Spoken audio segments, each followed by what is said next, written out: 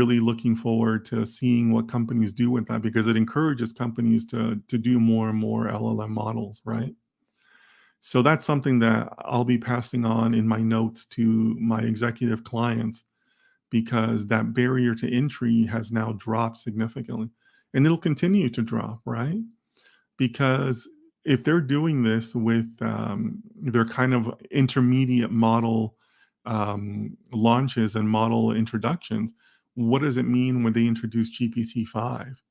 When they introduce GPT-5, then maybe the price of GPT-4 will drop even more, and GPT-4 is already quite a capable model.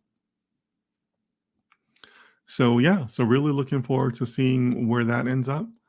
I haven't spent enough time with some of the newer OpenAI tools, and I will certainly do that.